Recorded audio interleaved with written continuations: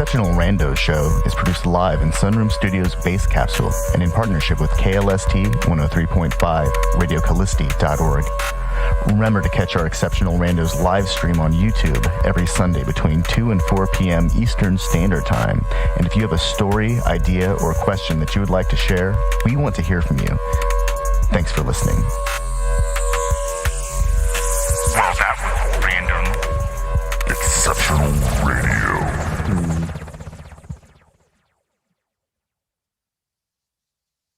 I can't hear you.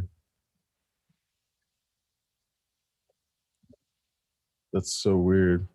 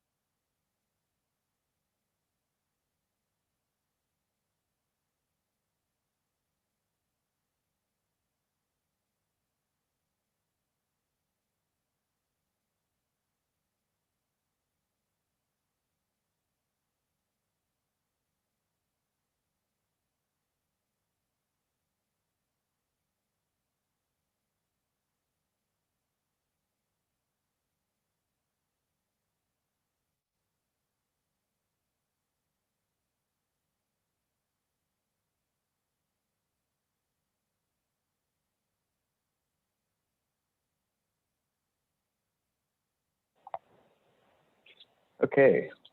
Well, that was weird. I'm having technical difficulties, and so I'm calling with my phone, which is kind of an odd experience.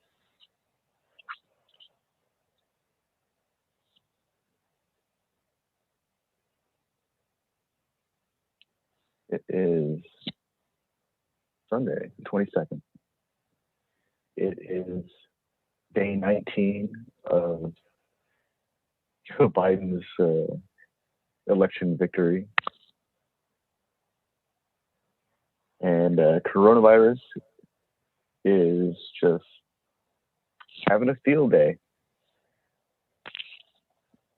Yeah, I'm amazed that there were people who thought that somehow it was going to stop after the election, as if coronavirus is self-aware and is like, oh, now that this election's done with, I'm going to go away. Americans are so dumb. It's crazy. It's so crazy. Oh, and on that note, let's reflect on the fact that I, at one point, got a 30-day ban from Facebook for calling Americans dumb. Meanwhile, Steve Bannon calls for the beheading of Dr. Fauci and fucking nothing. How crazy is that, man? How crazy? And then people are like, oh, Facebook is left-wing. At one point, got a 30-day ban. Yeah, you know, his entire legal team like dropped him that day. And it turns out New Jersey's own Fat Fatty, some of you may know him as Chris Christie, apparently he's calling the whole GOP response to this election bullshit embarrassing. It's like, it's an embarrassment. Yeah, and it's funny that, again, this is coming from a Republican where there's people on the left who are still like, well, there's going to be a coup. He's trying to execute coup to Q. Like, and that's what I'm looking at it. Coups don't take the weekends off, man. Coups don't go play golf. This motherfucker is out in golf and like taking the weekend off from his quote unquote. And motherfuckers are like, oh my God, he's trying to execute a coup. And that's what I'm like, these people have no idea what the fuck they're talking about. They have no idea what they're talking about. until there's no coup until there's one general that has been jailed or executed. I'm pretty sure that America, as an institution, knows how to conduct a successful coup. On other countries.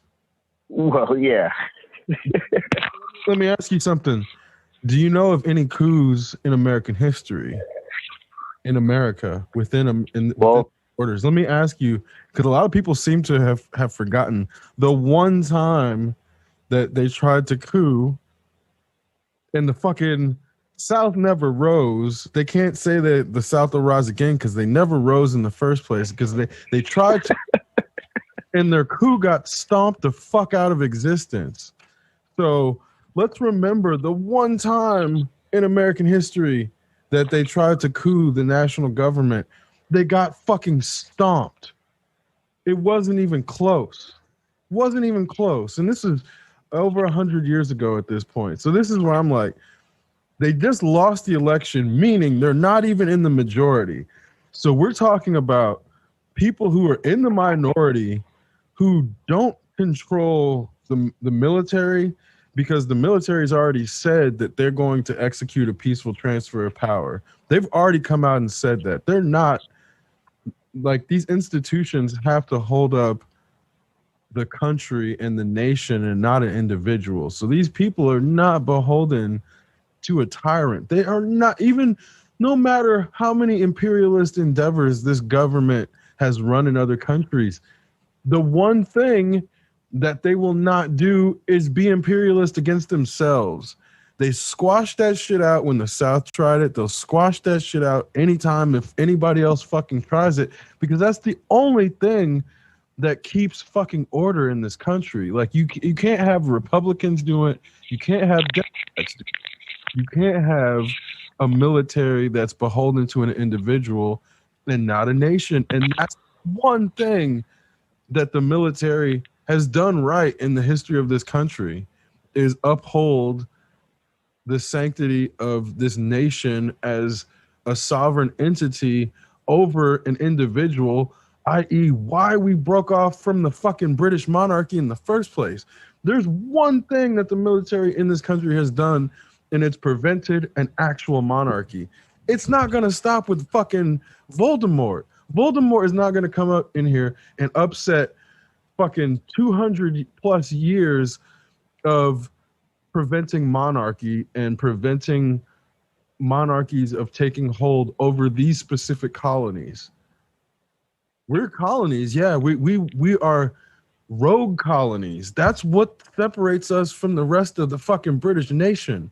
The British Empire is we're a rogue fucking colony that burned their shit when they tried to fucking tax us without representation. That's what we do. If you try to tax us without representation, we burn your shit. That's literally the quintessential American way. So when people are like, oh, you can't loot. No, that's fucking the American way. If you get taxed without representation, burn it. Throw it into the fucking Boston Harbor. That's what we do in America. Anybody who says otherwise isn't fucking American. That said, the issue becomes the military is there in place to prevent an individual from usurping that specific structure. Now, the original military was meant to station here, and they became imperialist over time. That is when they lost their way and became an imperialist power, which, again, that's fucked. That's not good. That's not what they're supposed to be doing. That said, the one thing the American military has done has been protecting this nation from tyranny. At the end of the day, it has done that over and over and over again. And that's why it frustrates the fuck out of me when the left, people, well, I don't even want to call them the left. It's like this sheepish, we'll play left for whatever reason. It's left cosplay. The people who want to pretend to be on the left but don't actually think about these things, they call military people effectively automatons because they don't agree with what those people, the choice that those people made. You don't have to agree with people, but you don't have to disrespect their intelligence and capacity to do the right thing in the process. And that's what a lot of people end up doing when they're like, oh, this is going to be a civil war. Well, you're just saying all the people in the military are going to turn around and fucking fire on their family members at that point. And there's too many minorities in the military for that narrative to work. And in the process, all these people are then just completely denigrating those minorities who've tried to find an honorable path to first-class citizenship, who don't know any other way, that are then like, oh, I'll go serve my country and maybe then they'll see me as a first-class citizen. You can't shit on those people because the machine is imperialist, because those people didn't have like symmetric information. These are people who got exploited because they're in a low information position in the first place. And that's how the ROTC is able to go, oh yeah, we'll give you $100,000 for this signing bonus. You just give us. Did you see the pictures of the deported veterans around Veterans Day?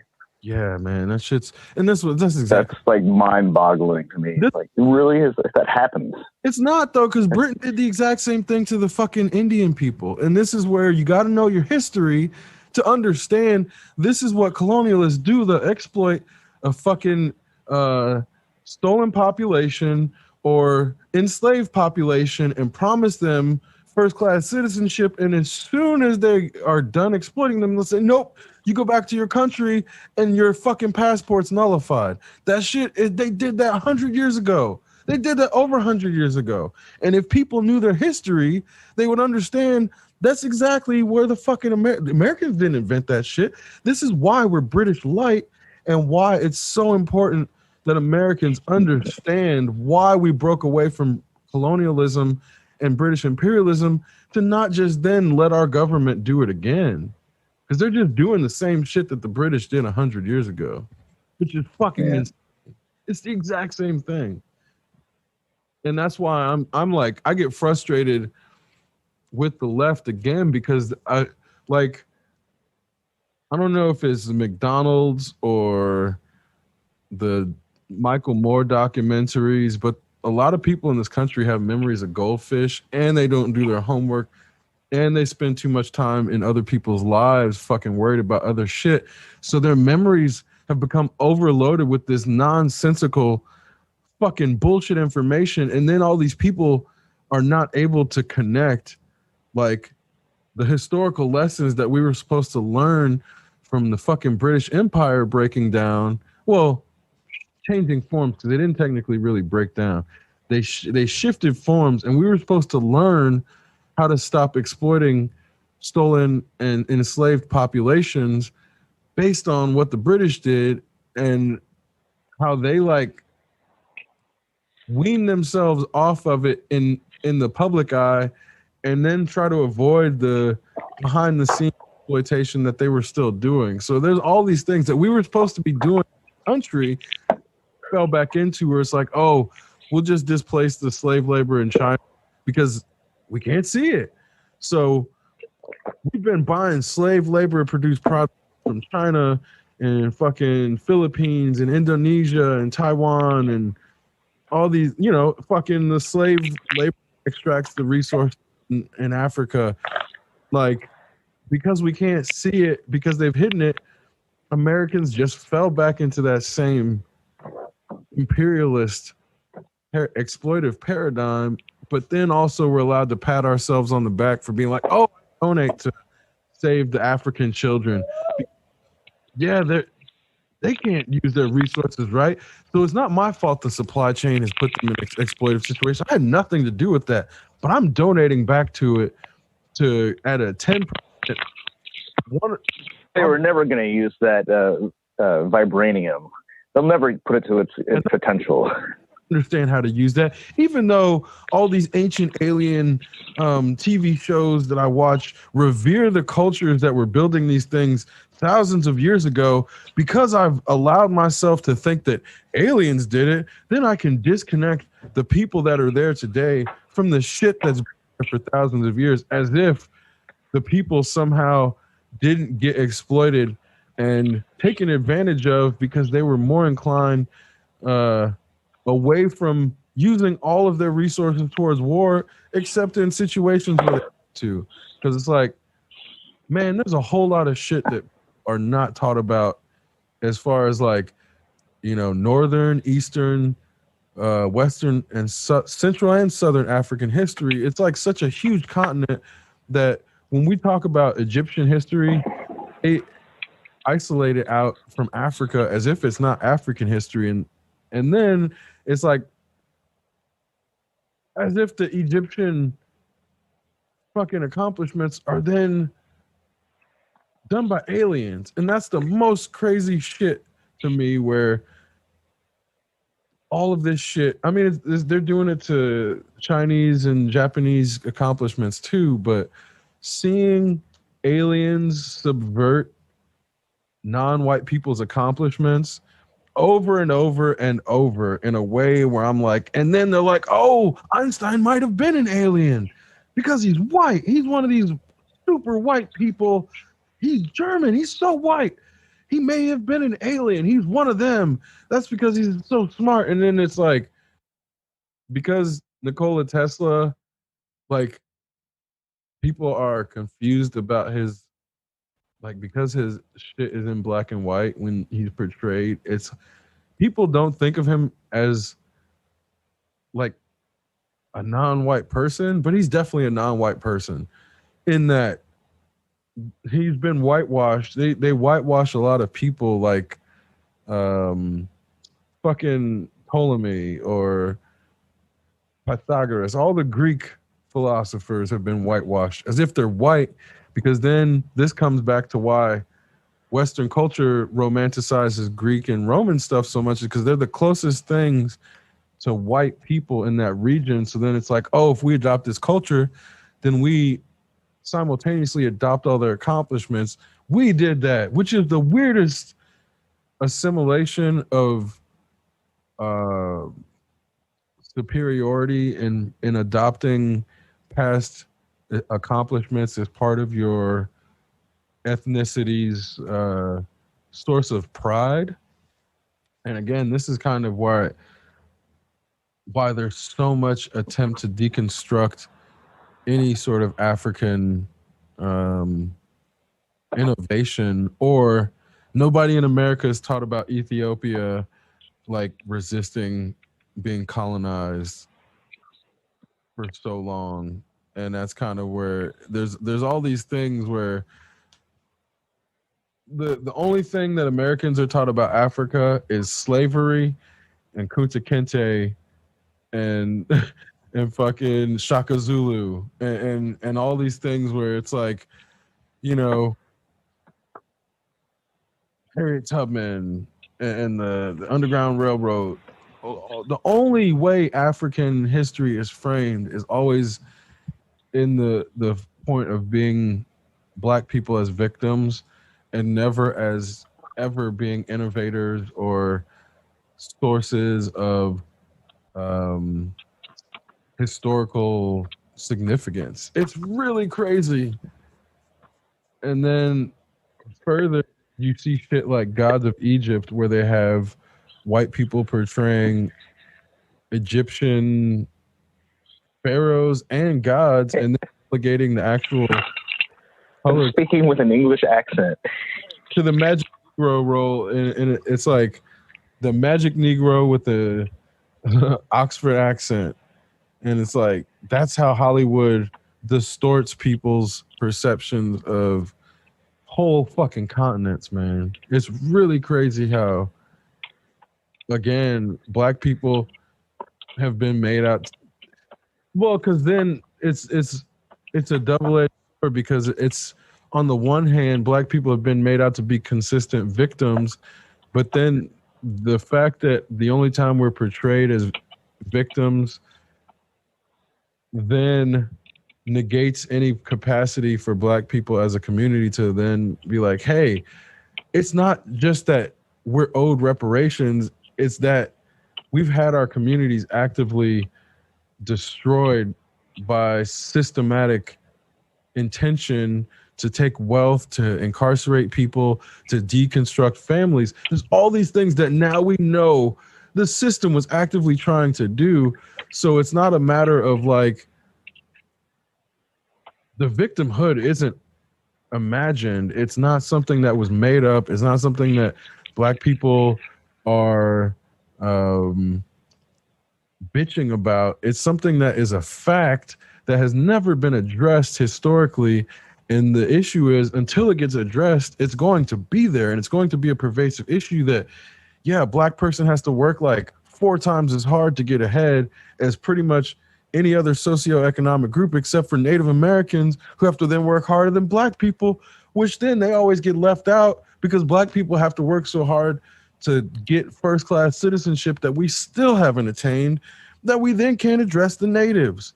And then we can't address the Asian population that's then been relegated back to second-class citizenship, even though they had attained first-class citizenship, but lost it due to the recent racist strings. Because it's like, at a certain point, Muslim Americans kind of had first-class citizenship in a way where it's like, you don't remember it, but there's a time when Muslims weren't getting pulled aside, especially to be searched through the line. It's like, if you're Iranian, you might as well be white in a lot of places. They called it Tehrangelis because there were so many Iranian people. I mean, they're probably still there. But the issue is, Black people noticed a shift in focus on us after 9/11, where it, like, the racism on us kind of lightened up in a way where it's like, because there was so much new focus on races that practice what was perceived to be Islam, because then the shit seeped over into the Sikhs, in that, like, Sikhs were getting mistaken as Muslims and people were profiling them. So it became this thing of like, there's only so much attention that racism can have. And when you start to see it shift, you realize, oh shit, there's certain populations that were like, you know, there's perceived positive stereotypes, which are still in the end negative some stereotypes, like the notion of Chinese people being good at math or Indian people being good at coding. There's like all these stereotypes that are out there that people think that they're like thinking in a good way when they stereotype these things, but it's actually still a negative stereotype. Like the end result is an overall negative. And that's where the what was perceived to be a positive sum, because Chinese people and Indian people and Japanese people were benefiting from the perceived positive stereotypes, have quickly turned negative now that the Kung flu stuff and the Chinese virus has then made being of Asian descent and potentially confused with the Chinese person as being dangerous. And that's where it wasn't like that before this year. So Chinese people were not in second-class citizen status in all areas, but that quickly changed in a way where I think, based on my perception, I think a lot of Chinese people had gotten comfortable in the perceived first-class status and were like, I'm going to ignore all the other shit that happens to other people because it's not happening to me. And then once they realize, like, oh yeah, you go out in public now, people are going to start fucking like looking at you weird and start saying shit. And then in some places they might be bold enough to come at you. And that was some shit that Chinese people specifically did not have to necessarily deal with all over the country last year. Whereas now, like, it doesn't matter how wealthy you are if you're Chinese. Like, you could be the wealthiest Chinese person. Like, you could be fucking Xi Jinping and fucking, because of racist ass Americans, you could be walking around without your Secret Service. A motherfucker might try to run up on you. And that's kind of where It wasn't like that in 2019. And I think there's these flashpoints where public sentiment quickly changes, and because it's primed to be focused on race, it's very easy for Americans to like then turn around and be like, "Oh, we're focusing on Asians now." And what do we even think is Asians? Because you'll see a lot of Mexican people who look Chinese, and then you're like, they're getting harassed for being Chinese, and they're fucking Mexican. So it's like, I mean, so before, but now they're being harassed for being Chinese. So it's like a whole different level of racism where once you become the focus of the mob racism, then you realize like how bad the monster actually is in America. Like this monster is terrible. It's a real monster. It's like a literal monster. Doesn't care who you are or where you're from either. Nope. You just got to look different. Well, and that's kind of where, again, like, obviously, you're Chinese American. So if I was wrong about anything, you'll instantly check me on that shit. So that's where I'm like, and it's not like I'm not just seeing it in my friend circle. I'm just seeing it like everywhere. There's like an increased animosity towards people of Asian descent or perceived Asian descent in a way where I'm like, again, it wasn't like that in 2019. And that shit can change so quickly. Where I think a lot of Chinese people especially had gotten comfortable in this country because, again, like there's a lot of negative Chinese stereotypes. But for the most part, like when you actually look at it, the socioeconomic status of Chinese males was like ahead of white males. So, how quickly did 9/11 change it for Muslims? Right. That's what I said. And the thing with like the Chinese male is technically in this country, they are the highest class citizen and above the white male in many ways. Like if you go look at the actual socioeconomic research, like I think it probably still stands for 2020 as well, but the Chinese male specifically, I don't think this holds for the Chinese female, but the Chinese male is more affluent and has access to more capital in general than white males in this country.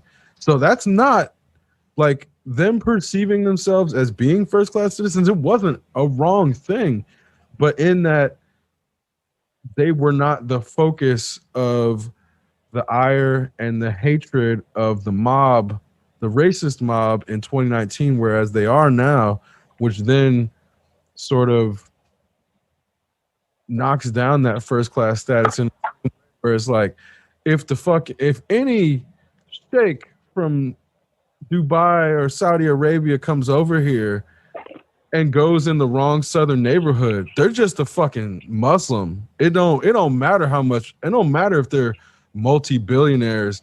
They go to the wrong neighborhood over here, they're just gonna get fucking the same shit. And that's why they stay their asses over there 100%. And they know that shit. They know they can subjugate people over there, but they come over here, they're just fucking Muslims. And that's the same. And it's like, it's crazy.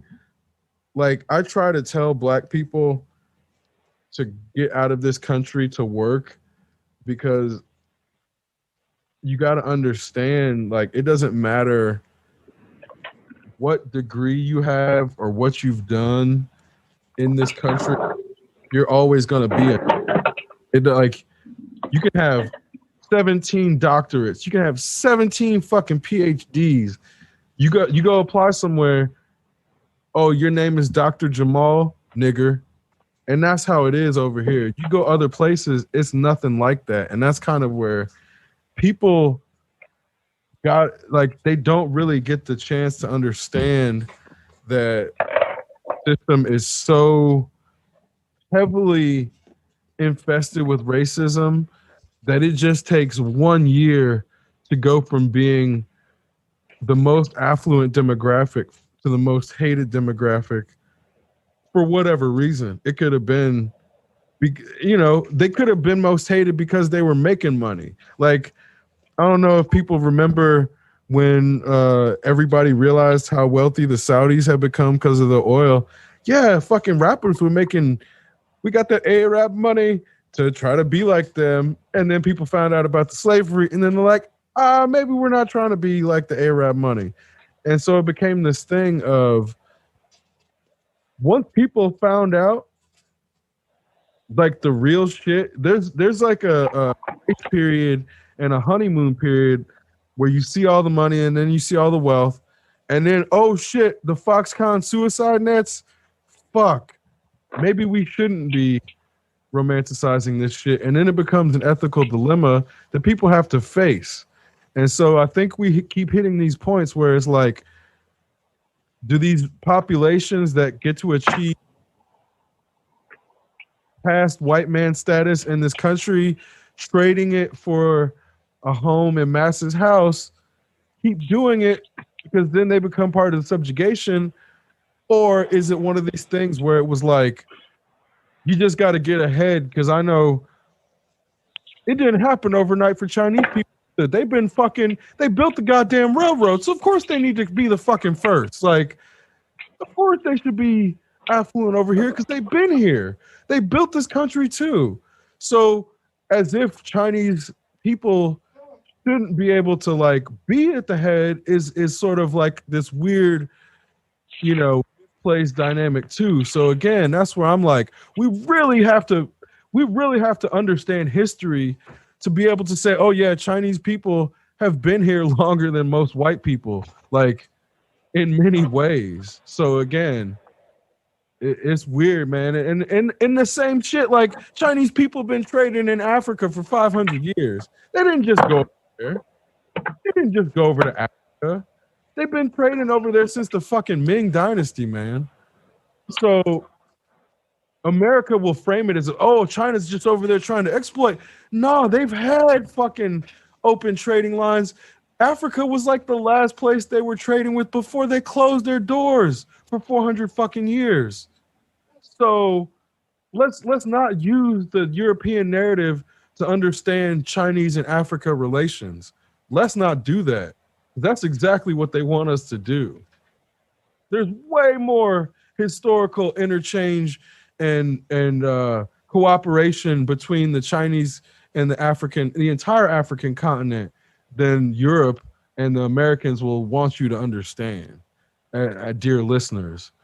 Because goddamn, if you heard me just talk about the Ming Dynasty being in Africa and you knew that, congratulations. But I just learned that this weekend. So anybody pretending they knew the Ming Dynasty had been trading, like, don't pretend that you knew that shit, because that's some super obscure shit if you're living in America. They actively obscure that information. So if you pretend you knew the Ming Dynasty was trading in Africa and you're not a fucking historian, you're a fucking liar, because it's super obscure and not easily accessible information in this country. I mean, I'm not a historian, but I was aware of that. But I also learned that when I was in China at a museum of Chinese antiquity, and then there's the whole like Africa section of the museum. You as like a Chinese person are going to be pretty that people who are not Chinese are not going to understand, and that's exactly my point. In that, yeah, Chinese people are taught a version of history that Americans are actively occluded from. It's insane, the shit that they'll hide from us and then try to spin a narrative like, oh yeah, China's over there exploiting Africa. Oh, you mean for the last 500 years? Okay. Hasn't the entire world been exploiting Africa for like the last at least 500 years? Well, and I say that tongue in cheek, not that, again, it's like for the last 500 years they've had open lines of trade.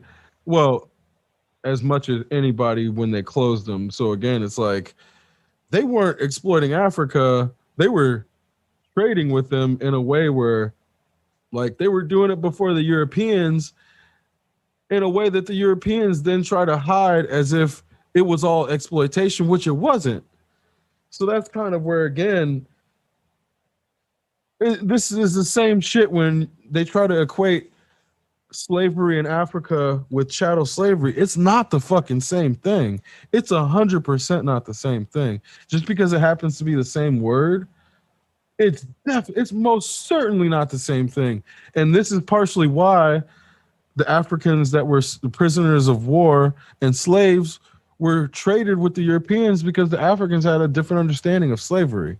And for the most part, not to say that there weren't some brutal ass motherfuckers, because yeah, you find out about some African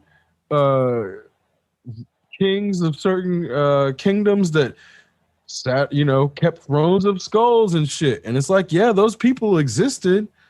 Or warrior queens who, if she slept with the man, she decapitate him the next day because she didn't want to be seen as weak. Yeah, that shit existed too. So it's not saying it's all fucking rainbows and butterflies. I'm not saying that.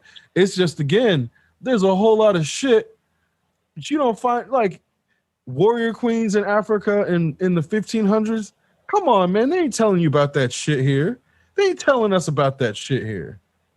That's not some shit they're making movies about. That's not.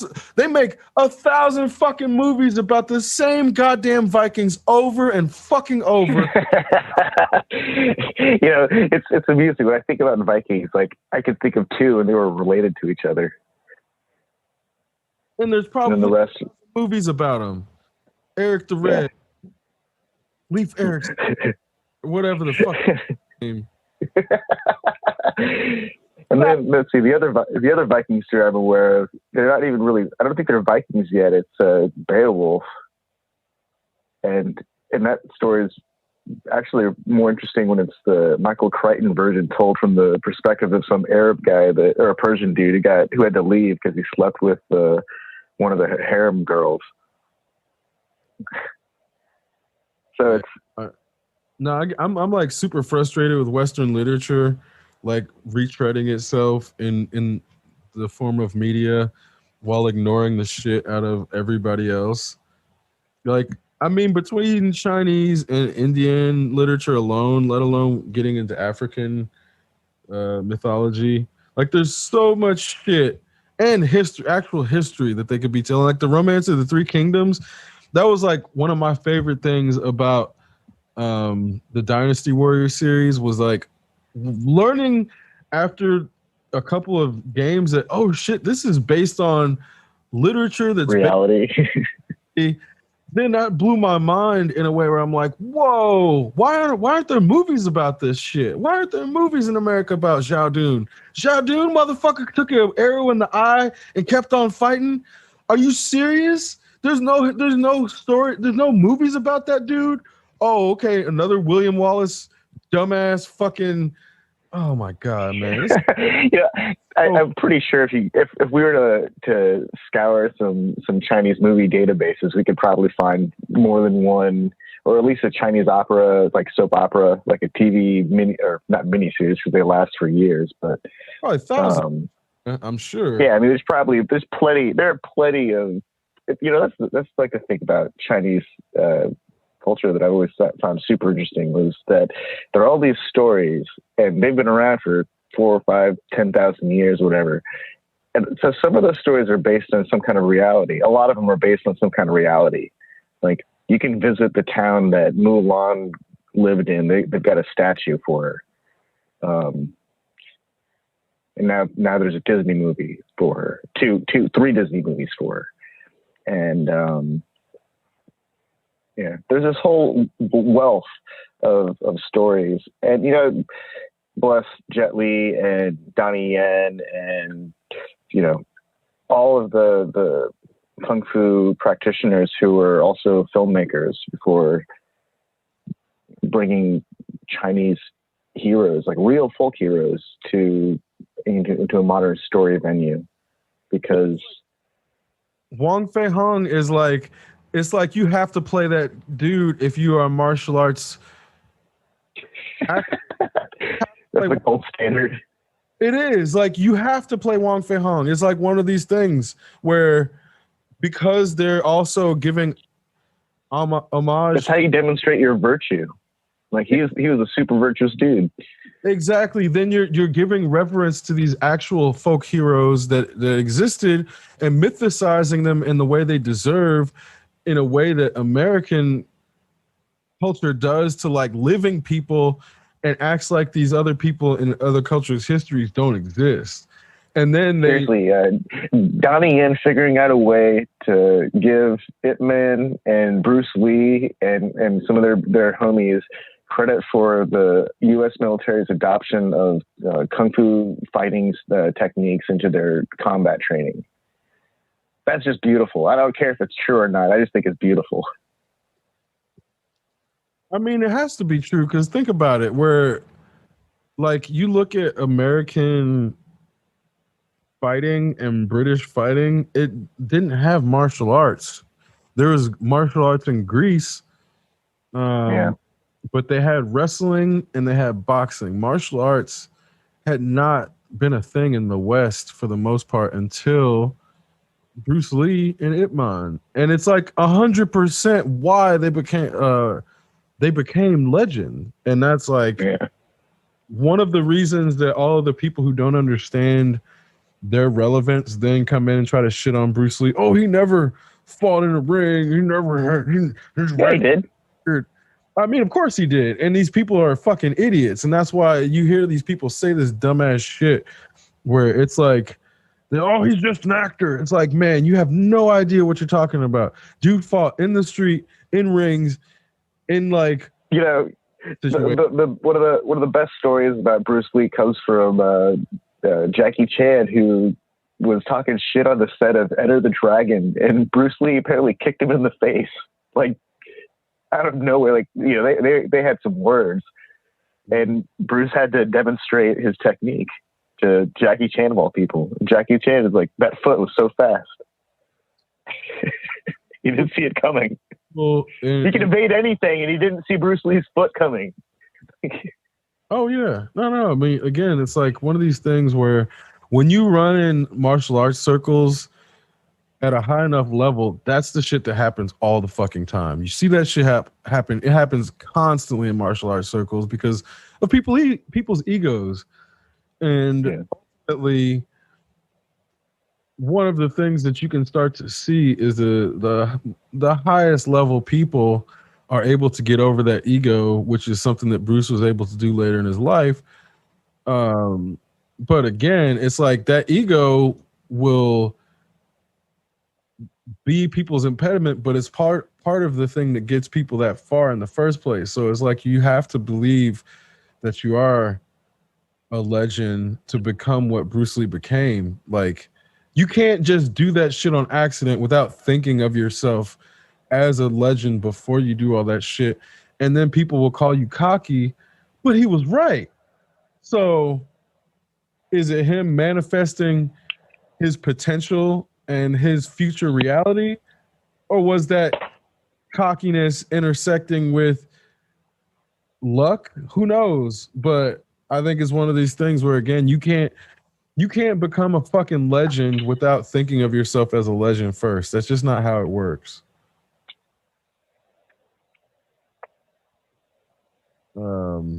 But obviously there's always going to be detractors, and you know, I think it's funny that having learned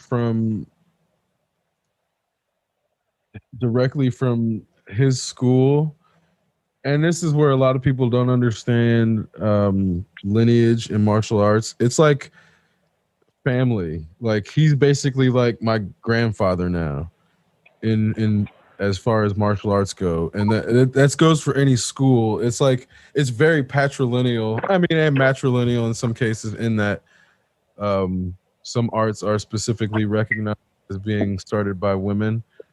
Wing Chun specifically, which is, you know, and Wing Chun is the base for Jeet Kune Do and what Ip Man was a specialist in. So that's also why in this art it becomes an interesting.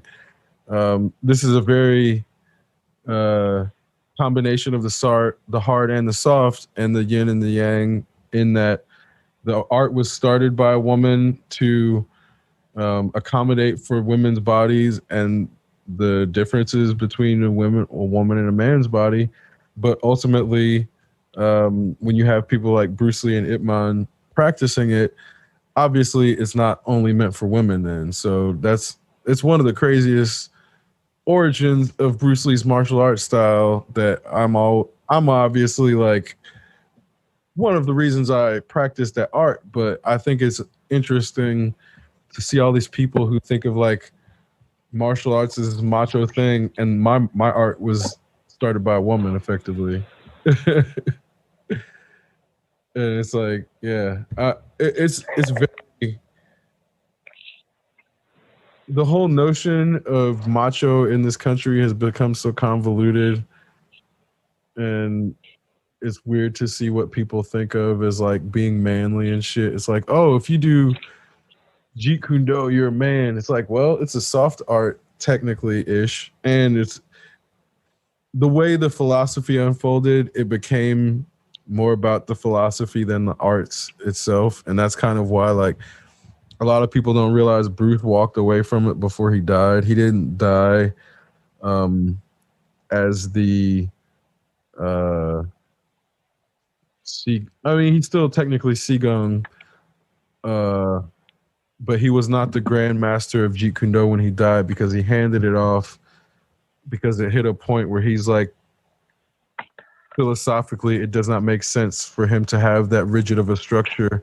So in exiting his control of the hierarchy, he brought the art full circle and like let go of it, which is also like something philosophically.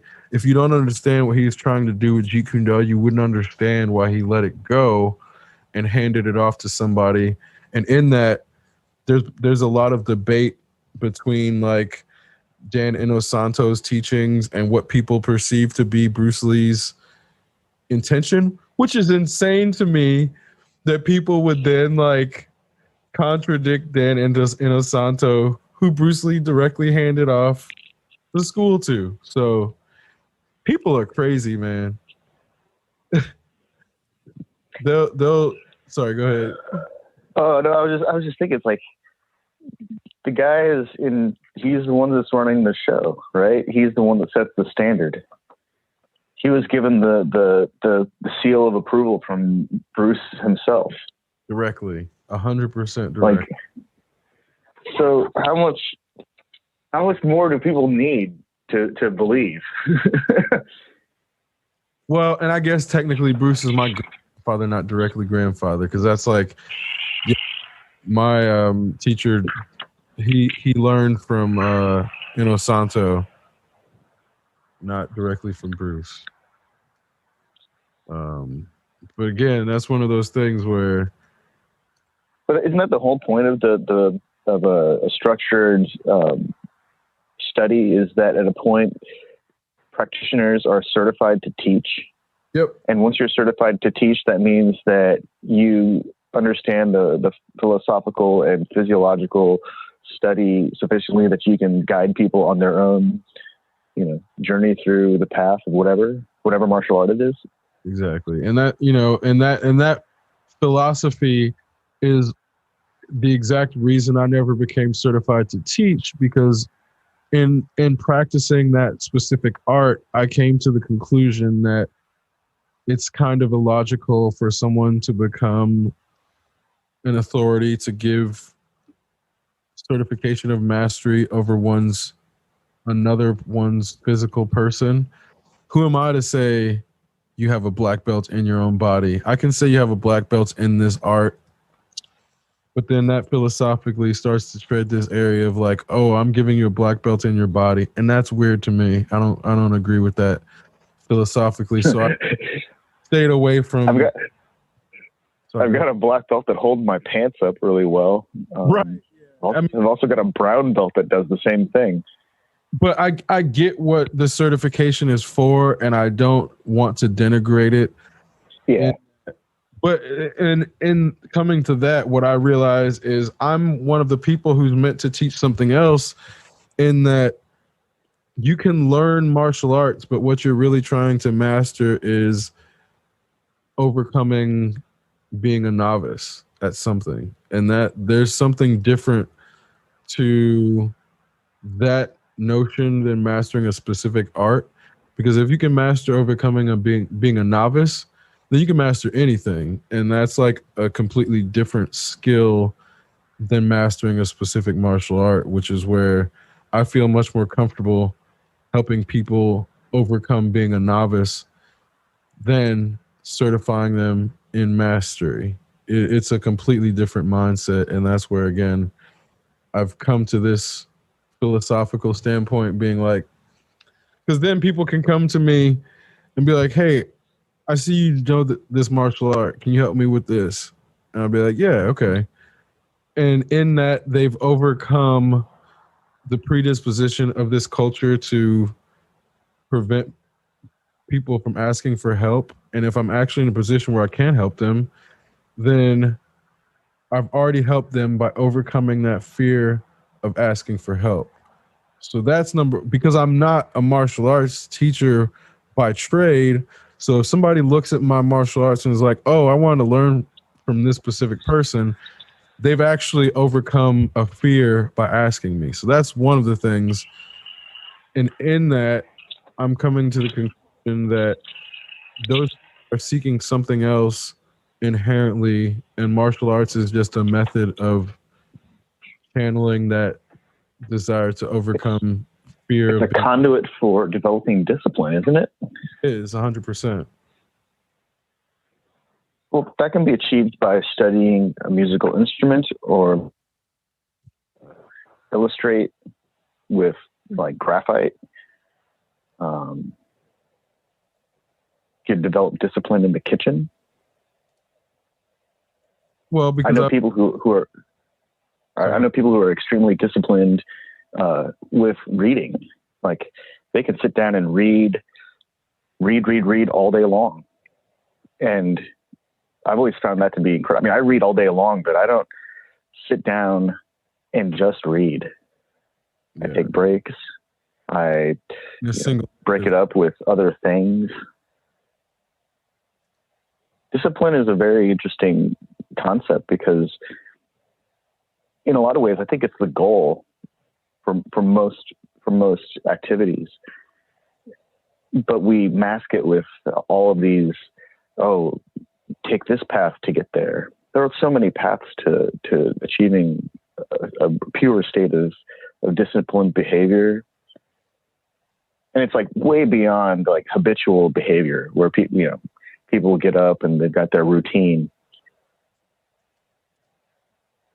I think it's like the concept of making time for things. At a point, you make time for things that are important, but sometimes obligation.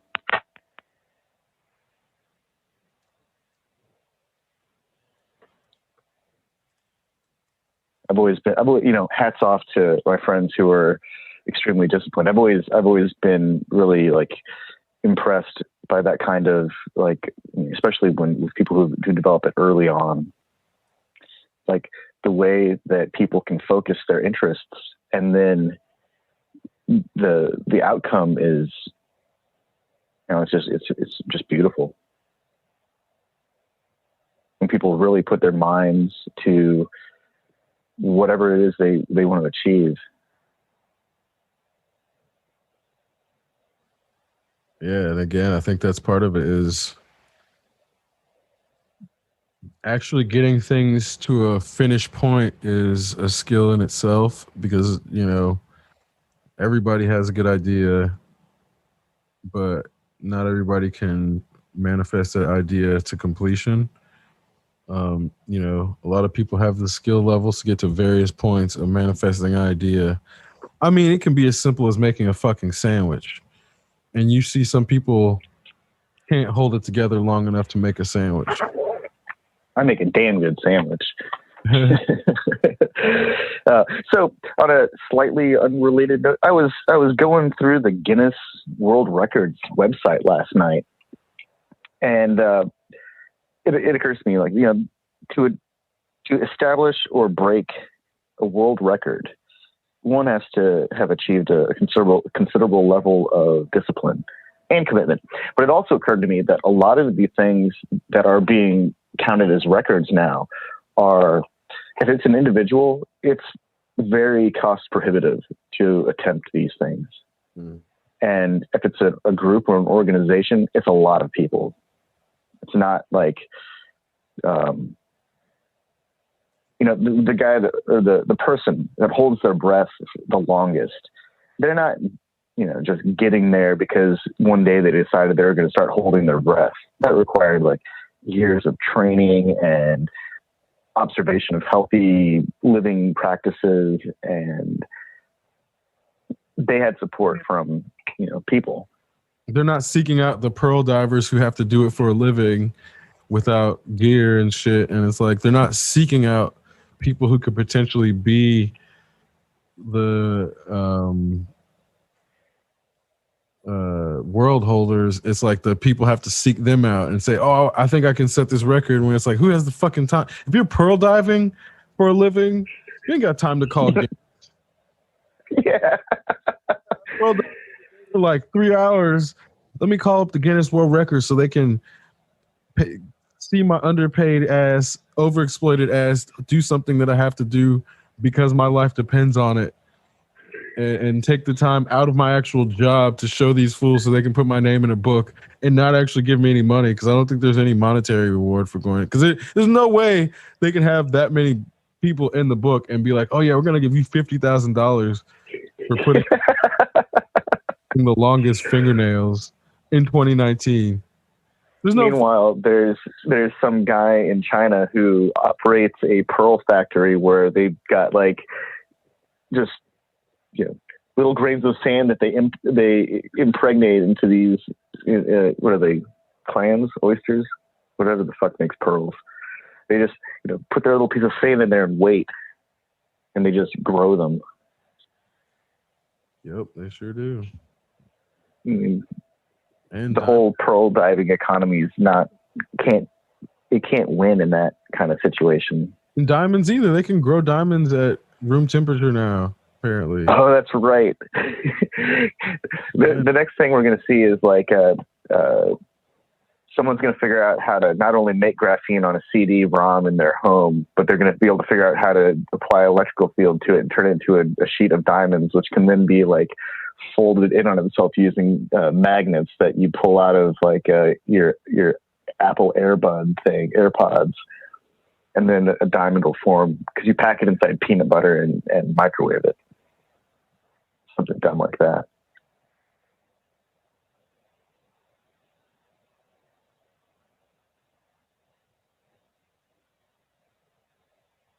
You know how I've often wondered if, or theorized that a strip mine is really just some ancient city because of the concentration of materials, like all the metals. And it occurred to me that if this was at one point a really advanced, like technologically advanced society, if we just scraped away all of the control interfaces of any kind of potential technology. I mean, yeah, in a lot of cases, yeah. So if that's the case. So even if we found a machine, like we wouldn't even be able to make it work, even if it could have worked, because we probably destroyed the control surfaces. Yeah, they stripped it, exactly. Because again, there was like a, I think it was in South America. I can't think of the city off the top of my head where it was at, and maybe Central or South America. But they found all this mica lining the structures in the streets, which is what they use to line the like the fucking spacecraft to keep heat reduction and shit. So there's like, there's the potential that the whole thing could have been conductive as like the way they transmitted energy without wires or something. Who knows what these ancient things, civilizations had the capacity to do, which catapulted them into mythology and mythical status, or obviously maybe it wasn't real. But yeah, then there's the potential that like what we know as the myth of Atlantis was a couple 100,000-year-old civilization that was there for a couple 100,000 years or rose over a couple 100,000 years. And then because of the disconnect for whatever reason, people think, oh, Atlantis was 10,000 years ago. Well, no, it was actually 200,000 years ago, which is why all of this shit isn't really apparent. But then there's these random cities with like streets lined with mica or structures lined with mica or whatever. And it's like, again, obviously there's an information gap because of the time gap, but I think it would be insane to put that type of thing out of the realm of possibility. It would be insane to think that's not possible. Like straight up. Yeah. So earlier this year, there was a study that was released that was kind of trying to project future climate model impact. And it resulted in like a giant uninhabitable swamp on the south coast of the United States and significant loss of shoreline due to sea level rising. But mainly the important part was that the southern states like are pretty much uninhabitable, and we lose a significant portion of our ability to produce food. And that was supposed to happen around 2070. And recently, there's been some news about an asteroid that's going to pass by the Earth in 2029. It's going to fly through our satellites, apparently, which I think is kind of cool. It's going to be visible from the ground with naked eye, probably in daylight, that kind of stuff. That'll be pretty neat. It's also going to come back around in 2068, and there's a potential that it could hit the Earth right around the time that our climate models all predict that we're going to have some agricultural failure. I think that's kind of cool.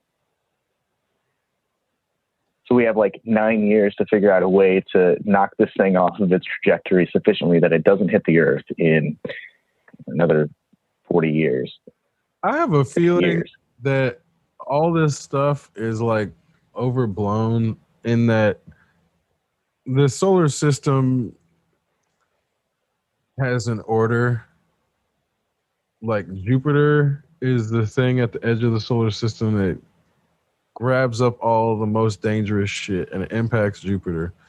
And like by the time anything gets in our inner solar system, it's like, yeah, it could impact us. But if it's like if it's of anything of significance and it hasn't like, and it comes from the outer solar system, like it has to be on the other side, completely away from Jupiter, not to be sucked up. And that's kind of where it's like, I think over billions of years, we are progressively further and further away from having anything of significance actually reach the inner solar system, so that our satellites are getting better at monitoring. Like, I think that's, I don't know. This one, they've been tracking its trajectory pretty closely, and it's flying right around where we are. It's about the size of the Eiffel Tower. right, and that's what I'm saying. It's like, if that's the case, and it's probably established like a relatively safe orbit, and it hasn't impacted for whatever reason. And this is kind of I mean, its orbit crosses our orbit, but there's this whole Yarkovsky effect, which is partially due to sunlight pushing on the asteroid and causing it to spin, and then the portion that got heated up by sunlight off gases and then pushes the asteroid, and then that side cools because it's no longer being heated by the sun.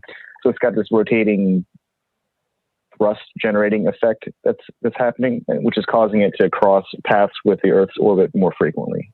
That's all.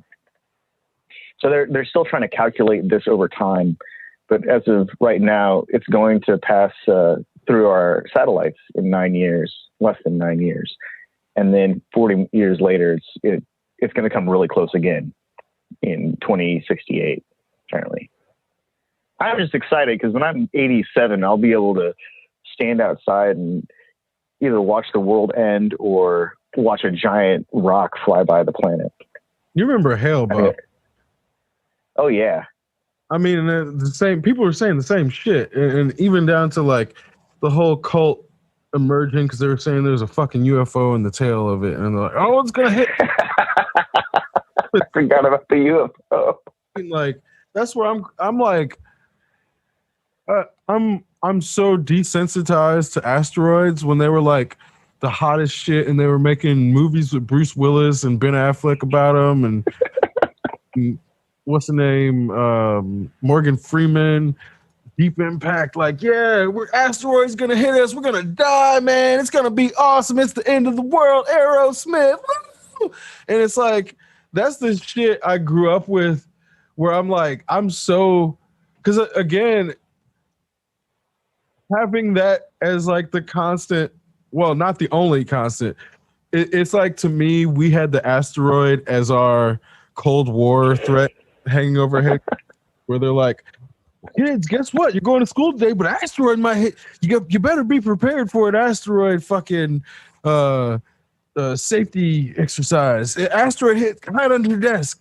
Go to the fucking. Well, man, an asteroid is the ultimate. Hey, what's that up there in the sky? And then when everyone turns to look at it, the person who points it out does some shady shit.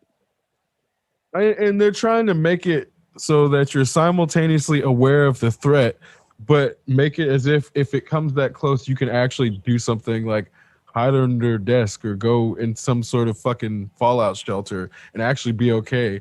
And they don't like, they want to scare you, but then not actually go to the full implication and be like, well, if it got that close, if it was actually something that was going to hit and actually do anything, like we'd all be dead. There's no survivors in that scenario. There's like literally no survivors. Maybe the people in the C lab after the ones that were like lucky enough not to be caught at the edge of the fucking center. And yeah, that's if the shockwave doesn't rupture their living environment.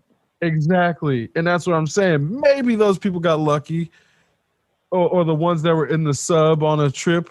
Maybe there's like 10 survivors who happen to be in a secret underground or underwater lab that's in the Mariana Trenches. That's like the only place on Earth that's not impacted by a fucking asteroid that does something.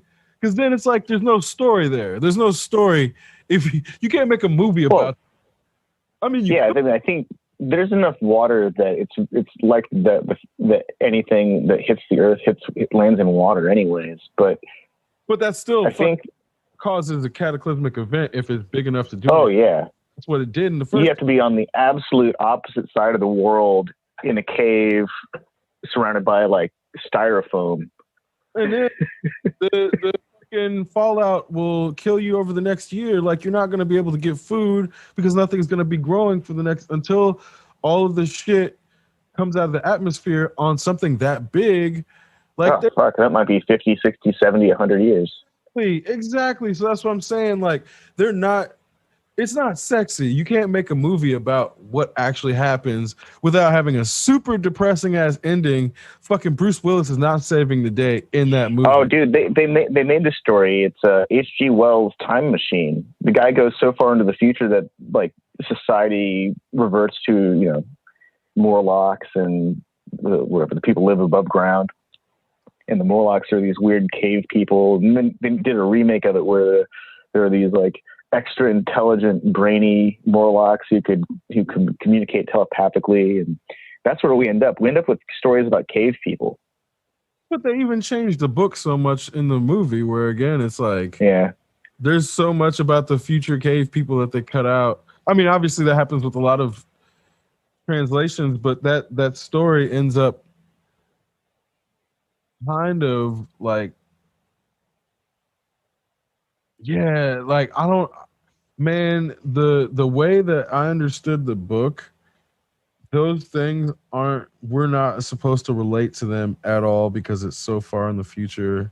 And that's where it's like, I don't know if that was because the actors in the original movie were like so human-esque. It comes to the point where it doesn't seem to, I don't know if it really comes across. Well, I think it's just like kind of amusing to think about humans surviving in caves. I mean, there are cave systems. Like I know that there's a giant underground city in like Kansas City. I think they have this giant cave network that was designed as a giant shelter. but it was being used as storage. Like Space Internet was being rented out as for storage instead of building warehouses. And even if the seed bank, to survive all cataclysm seed bank in Norway, that thing flooded. Yep. It failed its primary job of keeping the seeds secure before anything even happened. I don't think that there's a place on Earth that has enough geological stability to survive 100,000 years of ice age and climate collapse, any of that stuff. I don't think that there's a place that would be stable and survivable for that kind of generational seed shelter, a seed shelter. A human seeding shelter too. That's the thing. We get these stories of people trying to survive in shelters, and eventually someone turns on someone else, and then factions emerge, and then humanity always devolves to its worst form. That's what's so funny to me about the notion of Republicans ever like coming together, because they're such isolationists and they're misanthropes that they're people who don't play well with others. So together to like do anything is hilarious in its own right. Like, yeah, they can come together and drink some Natty Lights or some Coors Light or some Bud Light. That's about it. Like, aside from drinking shitty light beer, these people don't like each other. They fucking will stab each other in the back quicker than somebody. Like, people on the right will stab each other in the back quicker than somebody on the left would stab them in the front. Straight up. That's how it is. That's the funniest shit about it to me. Is like, at the end of the day, the best way, like, what to me becomes the funniest shit about the right wing in this country is the best way to actually beat them is to let them cannibalize themselves. Because they will immediately. You just have to turn them on each other and they start doing that shit immediately. But the left gets too busy trying to like kumbaya them from the front, and they don't actually use fucking Sun Tzu strategy, man. And that's where, again, it's like, they're not attacking undefended fucking fields. They're going straight for the front of the front line. And that's the worst possible strategy you could ever have, unless it's a bait. Where you attack the front line and pretend you have low forces and then retreat to bait them into following you where you have an ambush. That's the only reason you ever attack the front line. So says Sun Tzu. I'm sure he says some other shit, but I'm abbreviating. But this is where I'm saying, like, the left in this country is so inept when it comes to strategizing that the only reason that they've gotten this far is the luck that the right wing is not good at playing well with others. It's just pure luck. And that's where I'm like constantly putting this stuff out there, in that I want people to understand the ineptitude on both sides, because then it's gonna, I'm not about to sit here and pretend that like I think that Joe Biden is gonna change some shit. Like, that's not where I'm coming from at all. But the issue becomes when you understand how you move somebody like Joe Biden left, then you don't go in like they did with Obama and say, just give him a chance. Wait, no, hold on. He'll come around. He'll do the right thing. Just give him a chance. He's got a supermajority. So yeah, they fucked up with Obama, but I'm already seeing people like putting pressure on Biden to come in and immediately sign an executive order to forgive student loans. So if that's how they're playing it already, I'm very optimistic that they learn their lessons and aren't going to let up off the gas and understand that they have to put pressure on Joe Biden to be as, how do I say this? He has to be as unilateral about implementing social justice as the right wing was about deconstructing social justice. Otherwise, we're going to keep drifting right and away from social justice. And that's the mistake that Obama made, is like he was trying to do it through Congress rather than through executive orders, where executive orders are there for a reason. So hopefully, and I've heard talk that he's not planning to run for re-election. So that's where I'm like very optimistic that somebody who doesn't want to run for re-election is not worried about the implications of their actions on getting reelected. So if he goes in and starts doing a bunch of executive orders like, yeah, I'm going to get rid of fucking student loans, I'm going to put out healthcare, fucking universal healthcare, executive order, yeah, UBI, fuck yeah, I did that. And he's like, I don't give a fuck about getting elected. Then that's a completely different paradigm than somebody who's going in, oh, I'm going to throw in a platinum plus plan for the black folk in the last 6 months of my office for the election cycle. Because it's like, man. So the Platinum Plus plan includes what, like a couple extra barbecues and a gift box in July of explosives, and another gift box in December for celebrating birth of baby Jesus, and it includes a collector's edition box full of turnip coins. And what else would that? Oh, it would have some frequent flyer miles and free. No, not free. A coupon for 50 chips at one of the turnip casinos, and a free night stay if you order the buffet. Two platters of the buffet.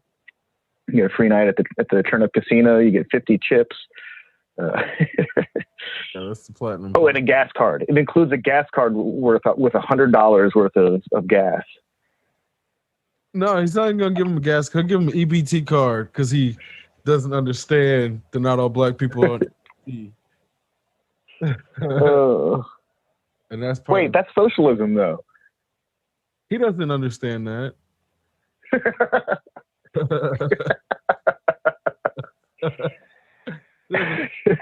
Matter which he's gonna call it capitalism anyway. He does not concede that that's socialism.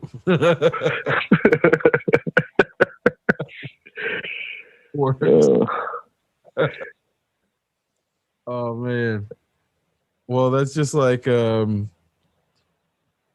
that just demonstrates the monumental failure of our education system when socialism isn't even called what it really is. Yeah, man. It's funny to me that a bunch of people who got free education, went to a public school for almost all of their entire lives, hate socialism. Ben Carson, that's the guy. He's like real big on all that stuff. Yeah. Yeah, man. No, it's like, once again, you have these people who benefited from something, then trying to take that away from other people.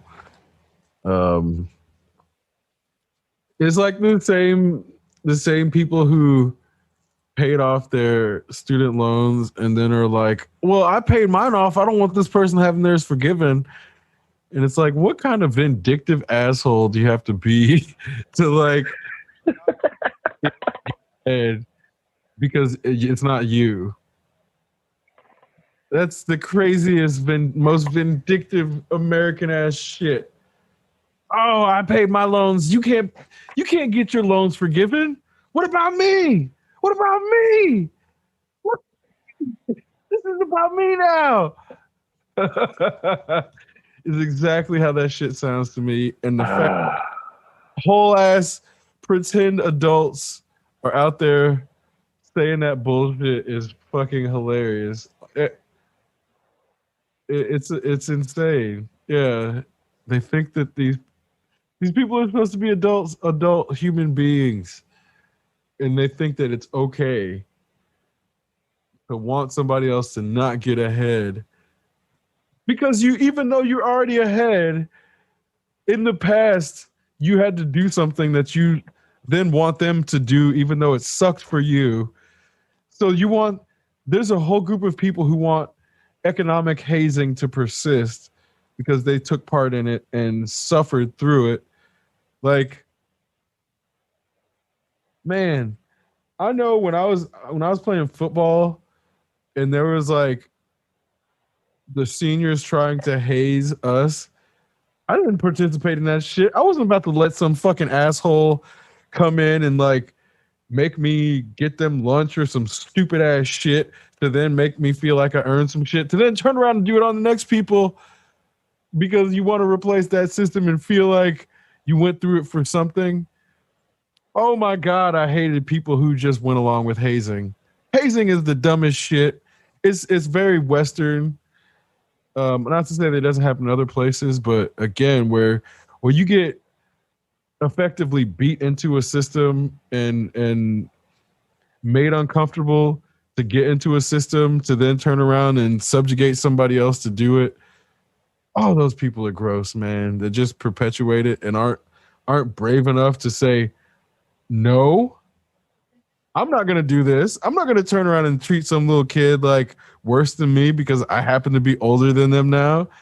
I stopped that shit immediately. I stopped that shit. There was no hazing once that senior class was gone. And then I quit even further because it was like the culture was just bad. This was a period where toxic masculinity was rampant. But yeah, I digress. It's like you got a lot of people that are willing to just go along with shit because there's enough other people doing it that they're not going to be like, hold on, this is wrong, and like step away from it because they're made to feel as if like if you do that, you're going to get ostracized. And guess what? You don't want to be part of that group. There's no reward for ostracizing oneself from a shitty group of people. Like there's no cookies, there's no gold stars, no pats on the back. Like nobody comes in and said, well, did a good job getting rid of those shitty people out of your life. And it's very unfortunate, but at the same time, it's like, you know, that's how you end up with people who go along with the mob mentality is because they're just not brave enough to pull themselves away from the group. Well, you know, it makes me wonder, I wonder if pandemic life has allowed or enabled people to extricate toxic elements from their life. I'm sure. And has it also made it possible, or has it also inhibited toxic people from getting the attention that they need to thrive? Because, you know, like we had a shooting in a mall the other day. That was like a first for a while. We hadn't had very many shootings in a while, I feel like. But and there haven't been any school shootings, have there? I don't think so. Yeah, like, yeah, I think that there is some silver lining to the pandemic restrictions that people aren't celebrating enough, like the ability to change the way that people live their lives. We all have this really. We still have this opportunity to focus more on ourselves because, you know, really shouldn't be going out and doing things. Shouldn't be socializing. Shouldn't be going and spending an inordinate amount of time indoors with other people who are all talking or eating, which is like, still blows my mind that people are just, they got to go out to a restaurant. They can't just get carry out and go home and eat it. They've got to sit someplace and be seen at a restaurant. That shit is crazy to me. I haven't eaten out all of 2020. And that's where I'm like, I can't imagine going out and sitting in a restaurant Like, holy shit. Yeah, it just seems kind of disgusting to me at this point. Yeah. No, it's totally gross. I don't want to be in an enclosed area with anybody at this point. It's like, no, not today, not tomorrow, not next month, not ever again. I don't know if I'll ever eat out again, really, honestly. Like, why? Why? For what? People should know how to cook sufficiently so that they shouldn't feel compelled to pay somebody else to cook for them. I feel like that's like a giant failure of our education system. I mean, I don't even know if it's a failure in that it seems to be intentional because then it creates a class demand and need, and also an roundabout justification for perpetuating the servant burger flipping class, which then gets compartmentalized because it can be done by robots, as if those people should just be thankful it's not being done by robots so they can get paid minimum wage. So it's like, I don't think that's on accident when you have a logical reason to like keep people flipping burgers and getting paid minimum wage. I can't feel like that's just an accident. And then not wanting to give them help during a fucking pandemic, because then to me, that economic disadvantage and incapacitation is is the only thing that is left to subjugate people who were usually subjugated by repetitive schedules, onus to be in a physical location at a specific time, stake suffering a monetary penalty or some sort of life damaging penalty. And then further, the notion that all of this stuff couldn't have been made remote before to then justify why they were putting kids at risk to fucking being shot like constantly when they could have had this shit remote in the first place. It shouldn't have taken a pandemic to go remote because too many kids were getting shot in fucking schools. They should have made that an option. So if parents were worried about their kids getting shot, which a lot of them were, would have to go in a fucking centralized location that had poor protection for whatever reason. Not that it should have armed guards, but it was just a stupidly constructed building in the first place because they're trying to reproduce the prison panopticon. And it's like, this thing is meant to subjugate people mentally and physically, and they knew that. And then people were coming in and taking advantage of it because then it put people in a disadvantage from an attacker, a nefarious attacker. So those nefarious attackers were taking advantage of it. Instead of taking people out of that system, they tried to then make it more prison-like to say they were making it safer, but when in reality they were just making it more prison-like. And the kids were in fact no more safe, and in fact they were less safe because you had guards that weren't protecting them, that were fucking cowards that were hiding outside the building. So there's all these levels of using the prison panopticon as an excuse to subjugate people, to quote unquote make them better students, when in reality it was just to make them prisoners. And now they can't do that. So they're scrambling to try to figure out how to make people. Yeah. And what kids were allowed to wear on Zoom. You can't wear shit with the logo while you're still on Zoom. And, oh, you have a toy gun in your house. I'm going to call the cops on you, even though you're in your own house. And it's clearly a toy gun. You brought a toy gun into class. I'm calling the cops on you. You happen to be black? Shit, we're still trying to reinforce that racist ass subjugation. Huh. It's a lot more transparent now because they can't hide it behind closed doors, and parents can pop in on their Zoom meetings and see what the fucking teachers saying in the classrooms now. So they can't create this closed prison in which kids were taken away from their underpaid, overworked, frustrated ass parent to then come send them home and have that parent be mad at their boss and put them in a position to take it out on their kid, to have CPS come in and take that kid and put them in an abuser's home. It was a whole system that then got deconstructed by COVID that they're scrambling to reconstruct. And they're scrambling to try to figure out how they're going to keep taking people's kids away. But they can't keep it fast enough. So we see this shit falling apart before our eyes. And what was so ignorantly labeled as the Illuminati, obviously just racism and colonialism in the form of euphemistic colonizer language.